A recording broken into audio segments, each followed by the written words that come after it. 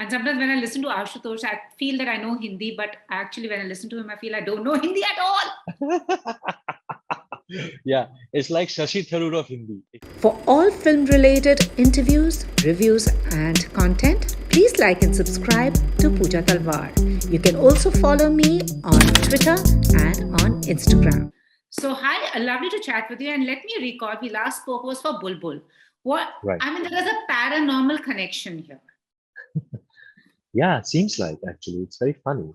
Yeah, it's a considerable part of my Hindi work has been about. It turns out that it has had paranormal elements in it. Yes. Funny, yeah. I mean, it's actually come to think of it, whether it's Yeah. Kahaani, whether it's Pari, whether not Kahaani The as Kahaani such. No, not Kahaani such, didn't have any but paranormal. I think Pari, paranormal. Bulbbul, and now Well, Aranyak. Yeah. yeah. So yeah. Yeah. So well, I watched 3 episodes, and I'm waiting to watch the remaining. So Okay. your character Angad, interesting. He's going through his own personal spiel as well, and then in the professional front, he's at loggerheads on this power play with this woman. So when Aranya came to you, what was it that made you say yes, that to play the character that you are? I think it was the other way around. I was like, I was when I read the first uh, episode or so, I was just raring to be a part of it, and Mhm. uh, also I think it checked so many boxes. It's for a platform as prestigious as big as Netflix. The show has been put together by people like Roy Kapoor Films, That Roy Kapoor, Ramesh Sippy Entertainment, Rohan Sippy. Vinay Vaikul is about to direct, and of course having Raveena, the possibility of having Raveena Tandon as your main prime co-actor, everything was a bit too luring to even think twice. Awesome. I want to ask you, so you are a director as well, and you are an actor, Do the two personalities ever get into a tug of war in your head?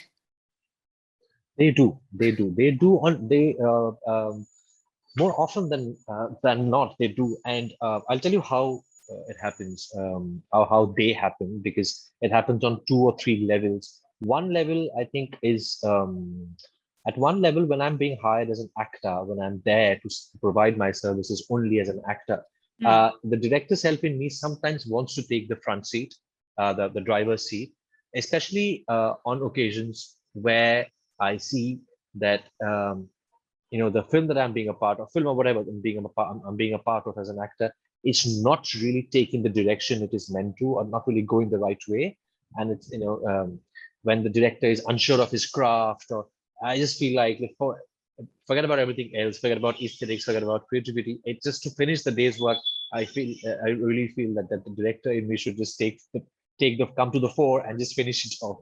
Um, but thankfully, in most cases, Aranyak being one such case where the director self in me did not have to come to the fore at all, because it was so well planned and so well executed. People who were making it were so sure what they wanted and so sure how to craft it, how to mount it. It's so well made that thankfully that did not have to, that director bone in me did not tickle me, because I try to keep that aside when I'm on a set as an actor, and I try to ensure that the experience that the people who have hired me as an actor, that the experience that they get from me is only as an actor, and as not in any other capacity, because that can become a little overwhelming, that can become a little intimidating. If I was in there, if I would put myself in their shoes, I can get intimidated by an actor trying to sort of give me too many inputs on how to direct my thing. You know what I mean? I So get that that. is not something that, yeah, not something that I want to do. And there's another a very personal or professional level on my side. That's where it also conflicts now and then. That maybe in 6 months' time, I have actually planned a film of mine which I'm going to direct, and I've been writing that for the last 1 year or so, and I've been kind of dreaming about it and preparing, getting finances for it, putting together actors, and now suddenly I get an offer for a very alluring job as an actor.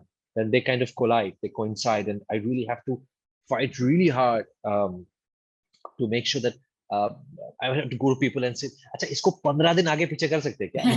That is how you have to do it. So yeah, so that is. But again, I'm not complaining because I just think that this is a part of the whole deal. I mean, I'm part of the. I'm doing all of these things. I'm an actor. I'm a director. I'm a producer as well. Because I like doing this, and since I like doing this, I'll also have to know how to take the small flip sides of the business into my stride. Absolutely. And before we discuss about the business, Aranyak, again, it's interesting. You've been part of thrillers. I know it's basically the director's job to maintain that momentum, tauten it up so the audience is interested. For actors being in a thriller, what is it like? Because, thriller, it can go either ways, you know.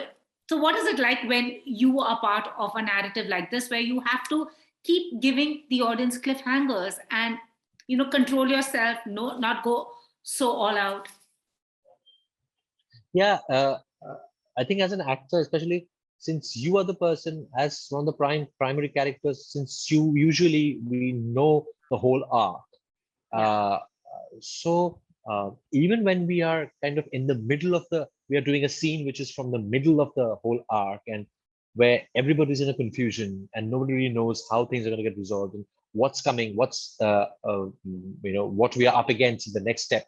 But actually we do know as actors, because we've read the whole thing. I think we need to be very careful that we don't also overcommit to the suspense of it, because that might look a little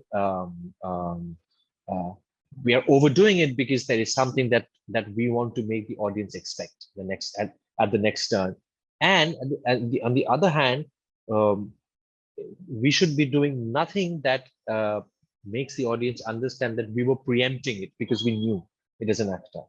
So of course it's the director's job to kind of constantly keep drawing those lines. But I do think as an actor, you have to also forget, especially if you're part of a thriller, you have to keep forgetting certain parts, especially the parts from towards the end of the piece, where things are revealed and the big reveal happens. You have to kind of erase bits and pieces of that from your hard drive. I get that. And also coming to Aranyak, you've got a very interesting ensemble cast. There's Raveena, there's you, there's Ashutosh, there's Zakir, and there is Meghana. And sometimes when I listen to Ashutosh, I feel that I know Hindi, but actually when I listen to him, I feel I don't know Hindi at all. Yeah, it's like Shashi Tharoor of Hindi. Yes, almost like that. Because I always thought that I kind of know the English language. I've studied it. I've lived in the UK for some time, until the time I heard Mr. Tharoor speak, and I thought, okay, do I know this language? Yeah, I'm not sure I do. Hindi. For Ashutosh ji, it's going to be the equivalent of that in Hindi. Absolutely. I literally need a dictionary, because he gets so mesmerized when he talks, but I was like, ye shabd mujhe nahi aata, literally. Also his pace, jo pace hai na, to are bhaiya, aap jab sunoge, that pace, and you almost like mesmerized, you feel hypnotized. Are main kahan hu, kahan ja raha hu? Yeah. How much of a Aranyak are you, Param? Like how much of a forest person am I? Is that what you mean? Yeah, jungle mein rehne wala.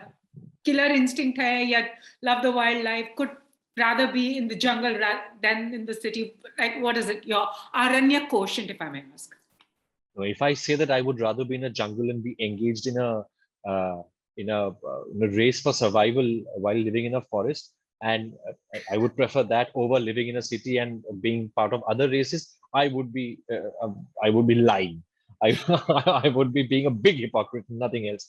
I'm sorry, I can't. I don't think I'll own up to that. No, I'm not. As much as I do not like being part of races, but I'm very much of a city boy, a city man, a city person. And I wouldn't want to do without the city for any more than 15 days, I think. So for those 15 days, if I'm given a choice to go somewhere, I would definitely want to go to a forest. I would also like it to be a little cold. People ask me if I'm a mountain person or a sea person. I would say, actually, I was just answering similar questions a while ago, and I'm actually sort of a foothill person. Like, I like the foothills. It's not too cold. It's not really it's not like a trekking adventure kind of a thing.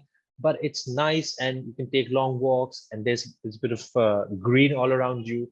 You have a nice forest all around you. It's a little cool. Yeah, that's the kind of person that I am, and I like the calm and the splendor, the sprawling beauty of jungles, of forests. But yeah, again, for 15 days, not more than that. I know. Imagine no Wi-Fi. Now all of us will just go crazy. No car honking, no cars honking. I know some, and also since we were talking about language, what is that one thing that gets your goat when people try pronouncing Bangla words? My only Bangla connection is the Rasgulla and the Sandesh, but I'm sure I'm getting it wrong as well. But I was working in an organization that had a lot of Banglas. But what gets your goat when people... Which you mean to say we were working in an organization which had a lot of Bengalis, not Banglas. Yeah, Bengalis. Yeah, right. Okay, there you go. So yeah, I think yeah. So there are such minor little things thrown in here and there, like the one that you just did right now. Of course, that such things. But I think one thing that really annoys me is when at the airports, when the people who announce when they start calling Kolkata Kolkata. I've never managed to get this. यार Bengali language जो है उसमें नहीं होता है हाँ, but that doesn't mean that all our O's will be turned into O. It's not Kolkata, it's Kolkata. को जैसे होता है कि जैसे पंजाबी में कहते हैं कोल मतलब या it's just like it's the English coal, like कोयला. It's Kolkata. Kolkata, I remember that. I'll say Bengalis. I will not say Banglas. Yeah. Nice one. Thank you. But, it's interesting. I heard you once say that Hindi cinema is not the national cinema of this country. In a way, I'm glad in the last 2 years, we have realized that the world does not orbit around Bollywood. Do you see this is actually the healthy change, and OTT has also contributed to it? Because earlier, Delhi mein cinema theater nahi milta tha. I used to watch Bengali films only at the film festival. Yeah, meko theater nahi milega. Here you can use the word Bangla films. Bangla. Now I'm confused, man. I have to come for tutorials now. Yeah. So मैं film festival में देखा था हमेशा. I think the OTT the advent of OTT has worked as a revolution as far as this aspect is concerned, because you see how it has happened. So firstly, let me clarify my stance or my stand when I say that I don't think Hindi is the national industry, because so I work in Hindi myself, and I think that if I am there to work, to offer my services as an actor, meri Hindi utni achhi honi chahiye, so that these people can be convinced that I can give this guy a part which is not of a Bengali, and with a little effort, this guy will pass off as someone who is not a Bengali. And I have to put in my due diligence and my desired amount of effort towards that.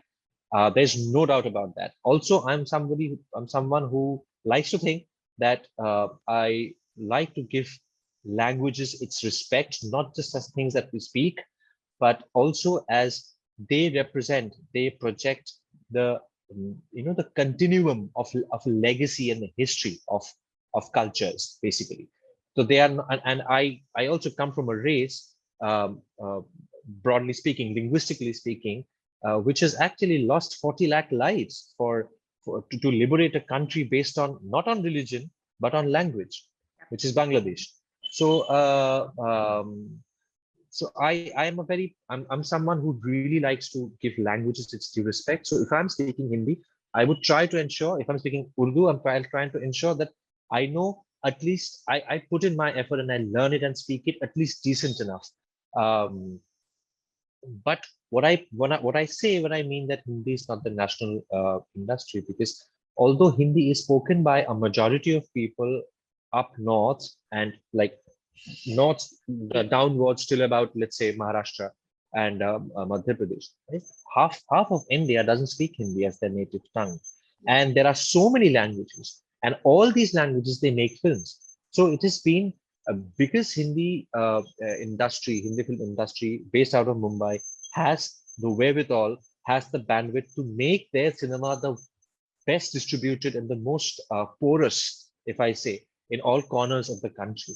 That does not, it's not fair to call it the national industry whilst the other languages, despite making their films, despite having their own distinct culture, cultural legacies, will become sort of a very kind of a derogatory, diminutive word called regional. Regional cinema. I get that. I totally get that. Yeah. I totally get So, that. so that's what I mean when I say that. And the second part of your question, which was OTT has helped actors right. and cinema accessibility. Yes. So what has happened is, I think these boundaries have been considerably blurred in the last 2 years, especially.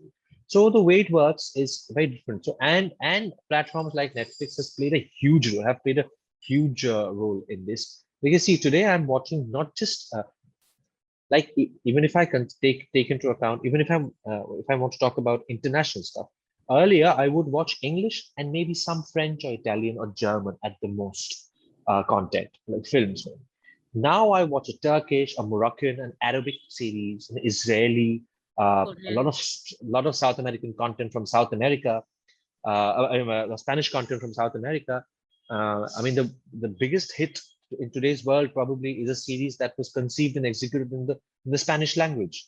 Right. So that, and similarly, if I take a microcosm of that inside our own country, what has happened is, I think people have watched, I'm just taking my case, people have watched something of mine, I've seen something of mine on OTT in a Hindi space. Say they've watched a Bulbbul, and they thought, "Ajay, ye banda kaun hai yaar?